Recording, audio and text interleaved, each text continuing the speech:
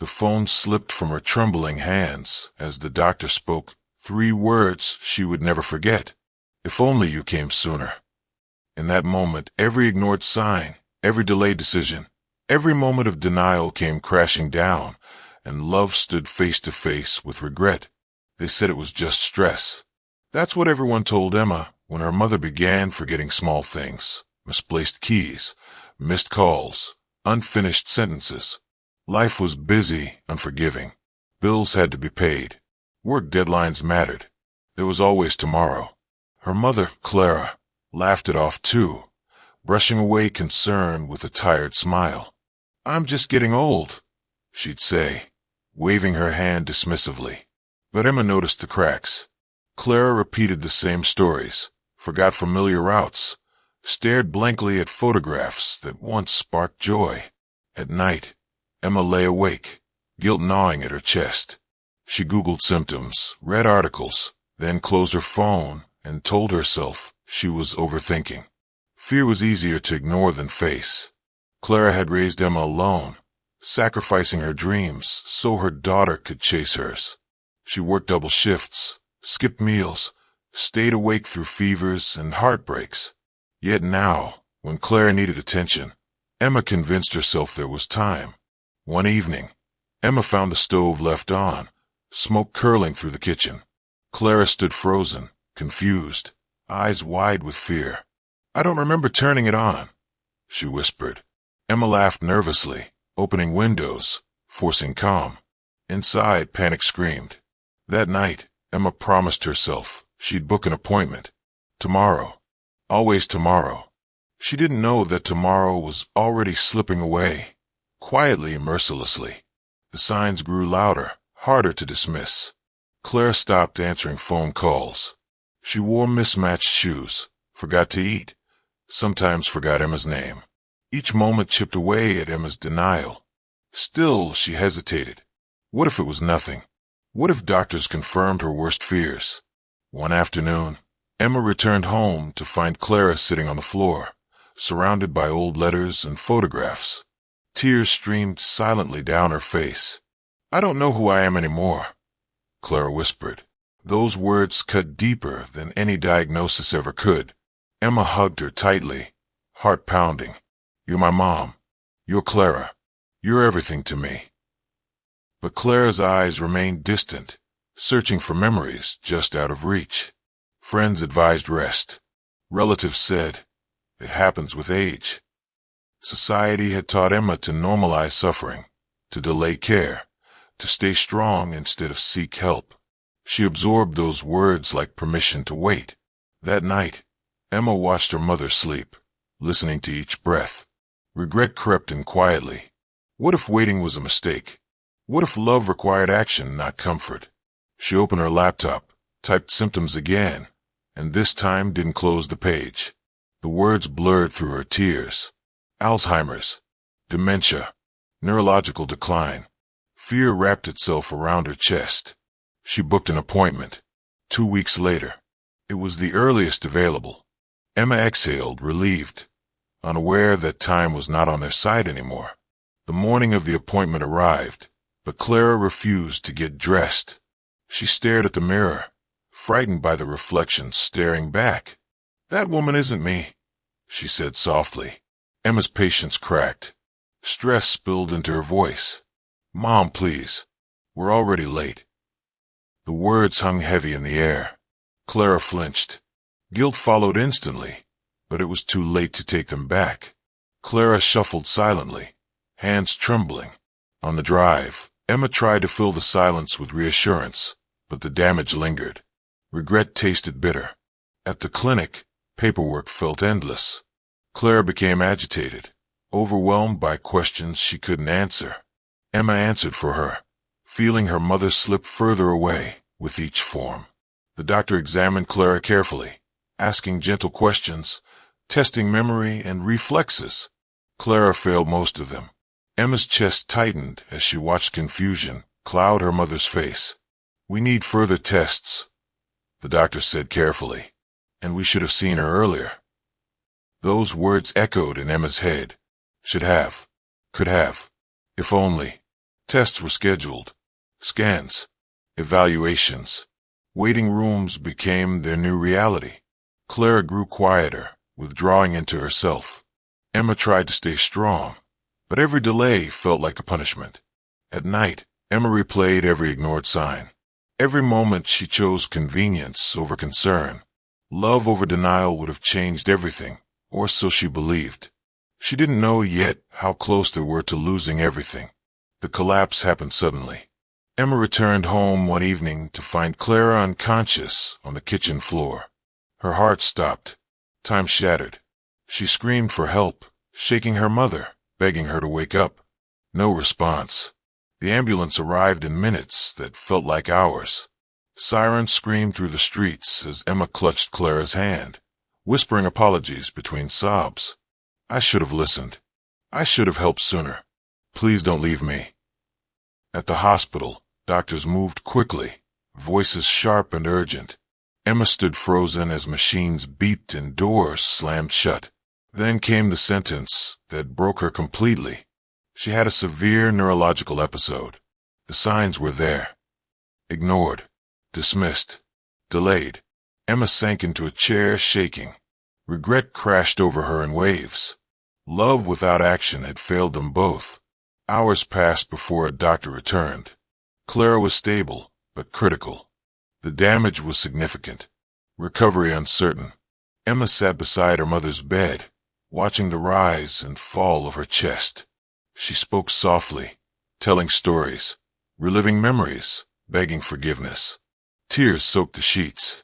For the first time, Emma understood that love wasn't just feeling, it was responsibility. And sometimes, realizing that truth came dangerously late. Days blended into nights. Clara remained unconscious, suspended between worlds. Emma refused to leave her side. She fed herself on guilt and hope, barely sleeping. Doctors explained possibilities gently. Best case. Worst case. Permanent loss. Partial recovery. Emma listened, nodding, heart numb. She replayed moments relentlessly. The laughter, the denial, the excuses. Love had been there all along, but courage had arrived too late. One night, Emma held Clara's hand and whispered, "If you wake up, I promise I'll never ignore you again. I'll listen. I'll fight for you." Something shifted. Clara's fingers twitched.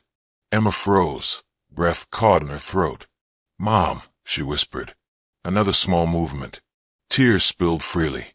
Doctors rushed in, hope cautious but real. Clara wasn't awake, but she was responding. It wasn't a miracle. It was a second chance fighting to exist. Emma realized then that even when damage was done, compassion could still heal. Regret could become resolve. Love could still show up if one refused to give up. This wasn't the end of their story. It was the painful beginning of learning how to truly care. Clara didn't wake up that night, but something had changed. The doctors noticed subtle responses, slight movements, faint reactions to sound. Emma clung to those details like lifelines.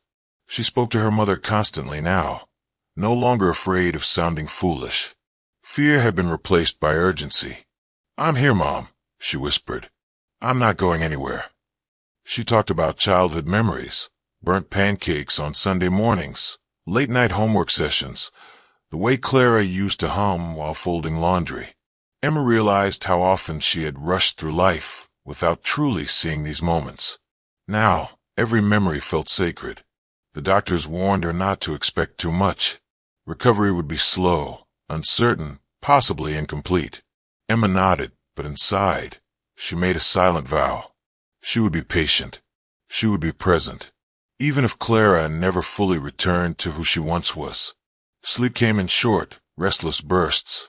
Emma dreamed of conversations they never finished, questions she never asked.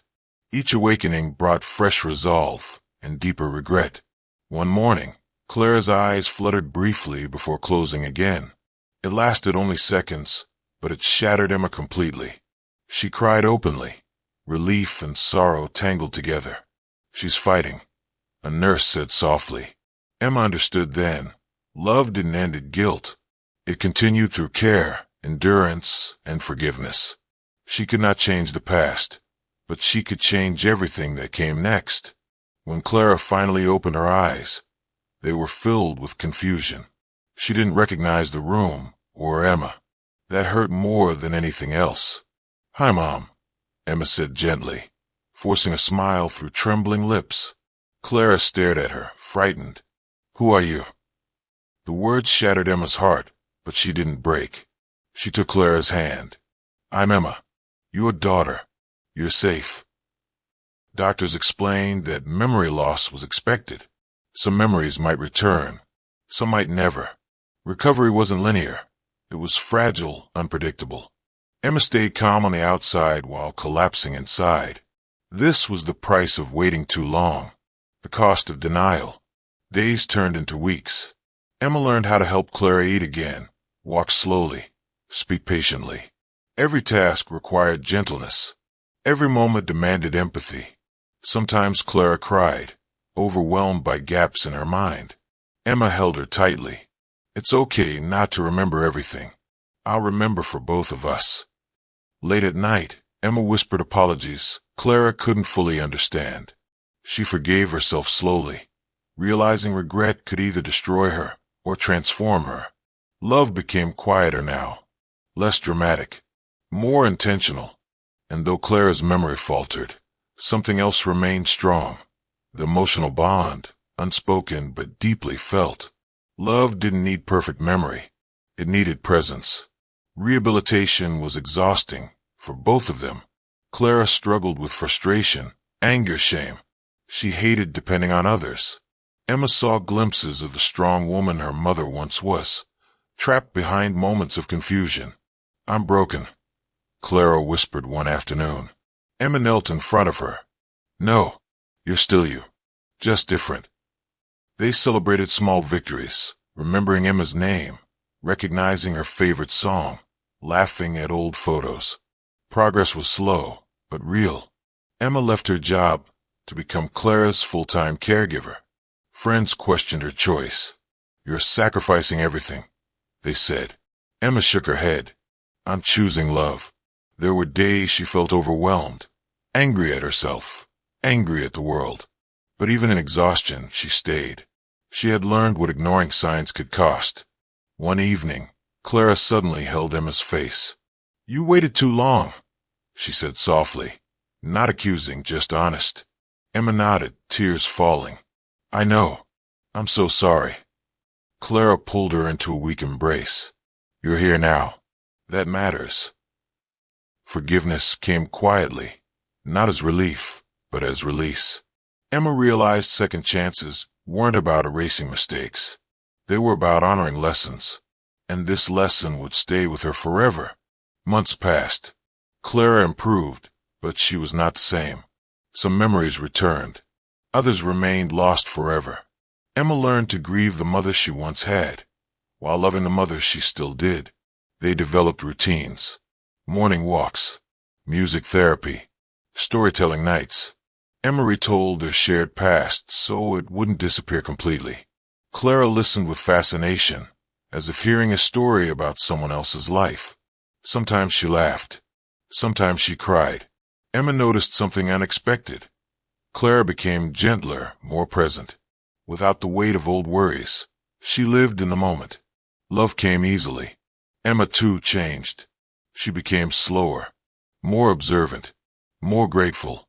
She listened to words, silences, signs. She began volunteering, speaking to caregivers, sharing their story. "Don't ignore the signs," she told them. "Love means acting before it's too late." One night, Clara looked at her and said, "You're a good daughter." Emma smiled softly. "I'm still learning."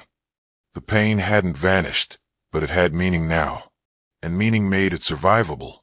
On the anniversary of Clara's collapse, Emma took her to the park where they used to walk. Sunlight filtered through trees, warm and forgiving. Clara squeezed Emma's hand. "I don't remember everything," she said, "but I remember how you make me feel." That was enough. Emma realized the story wasn't about loss anymore. It was about awareness, about choosing compassion early, about listening when love whispers warnings.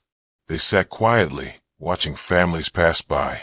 Emma hoped their story would save someone else from regret, because some signs don't scream. They wait. And sometimes, love only gets one chance to listen. As Clara's health stabilized, a new reality settled in, quiet, steady, and fragile. Emma learned that healing wasn't dramatic. It came in small moments, a shared smile, a remembered word, a calm afternoon without confusion. These moments didn't erase the past, but they softened its edges. Emma often reflected on how easily she had dismissed the early warnings, not out of cruelty, but fear. Fear of change. Fear of responsibility. Fear of admitting something was wrong. She realized many people lived that way, choosing comfort over confrontation until life forced their hand. One afternoon, Clara watched Emma carefully and asked, "Why do you look sad when I'm smiling?" Emma hesitated, then answered honestly, "Because I wish I had listened sooner." Clara nodded slowly, as if understanding something deeper than memory. "We all listen late sometimes," she said. "What matters is that we listen eventually." Those words stayed with Emma. She began journaling at night, writing letters to her past self, the woman who ignored the signs. Instead of anger, she chose compassion. That version of herself had loved deeply but lacked courage. Now courage lived in action. Emma promised herself she would never again ignore quiet cries for help, hers or anyone else's. Some lessons arrived wrapped in pain, but they came with purpose. Emma noticed changes in herself too. She had become more patient, more observant. She noticed how often people minimized their struggles, how often pain hid behind polite smiles. Clara's condition had opened her eyes to invisible battles everywhere. At the rehabilitation center, Emma began talking to other families. She listened to stories filled with regret, exhaustion, and love stretched to its limits. Many had ignored signs too, until life gave them no choice. "You're not alone," Emma would say softly. I did the same.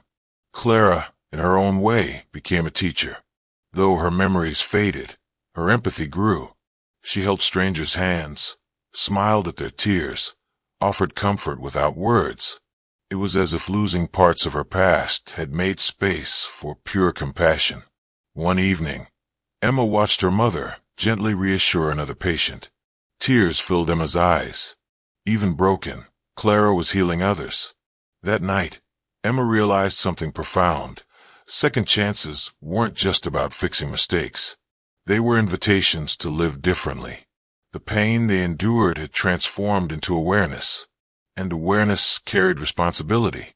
Emma began organizing support groups, speaking openly about early warning signs, about fear, denial, and love delayed. Her voice shook sometimes, but she spoke anyway, because silence had already cost them enough. There were still difficult days. Days when Clara woke up frightened, unfamiliar with her surroundings. Days when Emma felt crushed by exhaustion. Healing wasn't linear. It tested patience relentlessly. One night, Emma broke down quietly in the kitchen. Clara found her there, tears streaming. "What's wrong?" Clara asked. Emma laughed bitterly. "I don't know how to do this perfectly." Clara touched her face. "Perfect isn't required," she said gently. "Love is." That simple truth grounded Emma. She stopped measuring progress in milestones and began valuing presence. Some days, just being there was enough. Emma forgave herself more fully then. She understood that ignoring the signs hadn't come from indifference. It came from being human, from fear, from hoping things would fix themselves. But growth meant facing truth sooner next time. Emma learned to ask harder questions, to push past comfort, to act even when afraid. And Clara, despite her condition, became a mirror, reflecting what mattered most. Love, when delayed, could wound deeply, but love, when chosen intentionally, could still heal. As seasons changed, Clara's condition plateaued. Doctors said this might be as far as recovery would go. Emma accepted it, not with resignation, but with grace. They adapted, created new traditions, simpler ones. Morning tea by the window. Evening music. Shared silence. One day, Clara looked at Emma and said, "I feel like I missed something important." Emma swallowed hard. "You didn't miss love," she replied. That was the truth.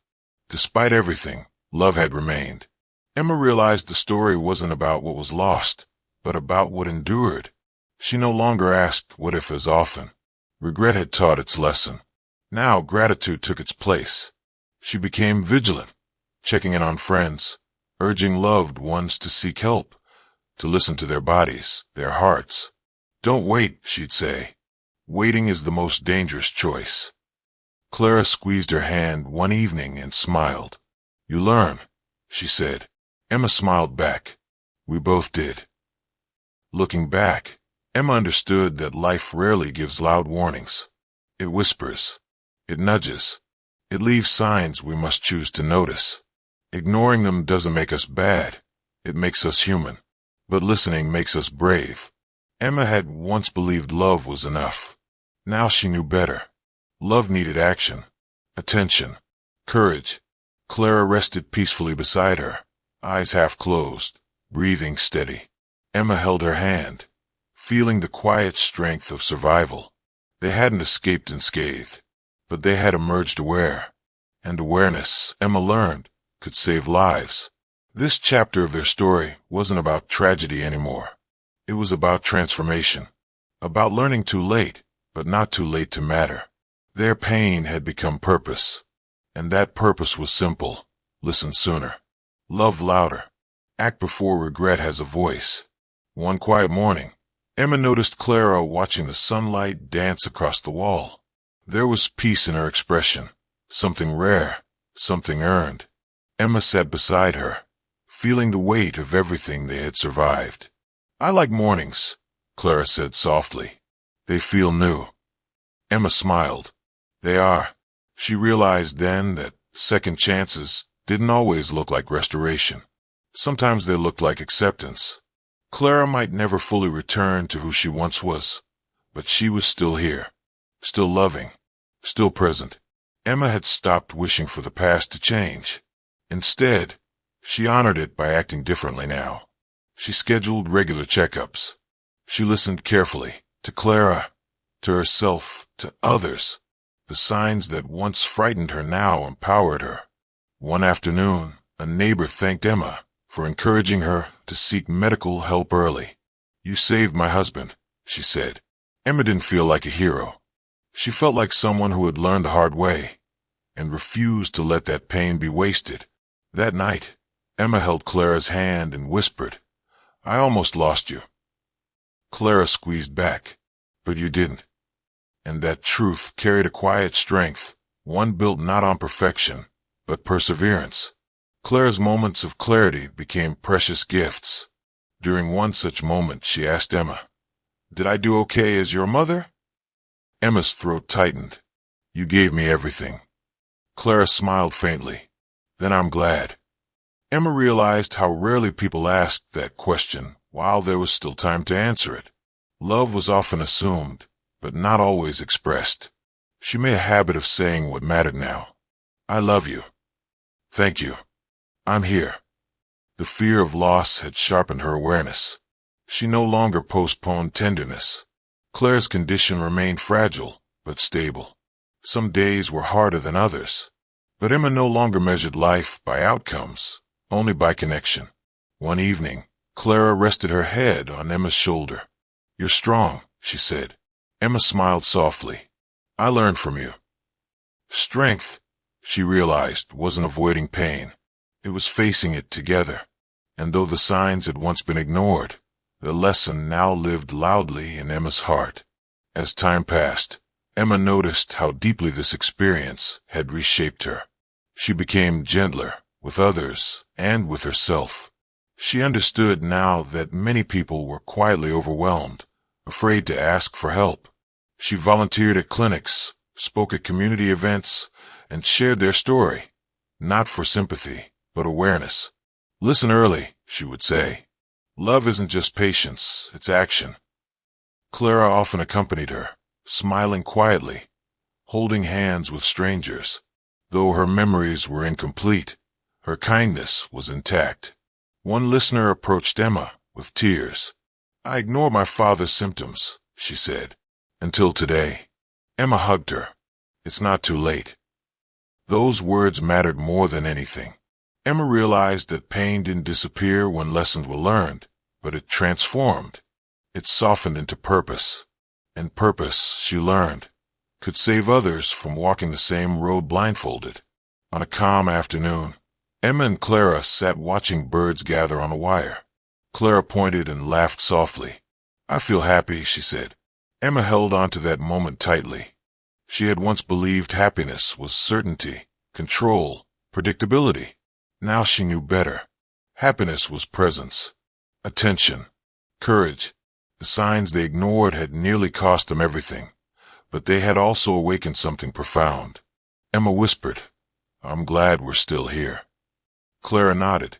"Me too." Life hadn't spared them, but it taught them, and that lesson echoed clearly. Love speaks softly. Warning signs whisper. Listening is a choice. Emma no longer feared the future the way she once had. Whatever came, she would meet awake, aware, and unafraid to act. She held Clara's hand, feeling the steady rhythm of life, fragile, precious, real. They had ignored the signs once. They would never do so again. And in that promise lived hope, not just for them, but for anyone willing to listen sooner.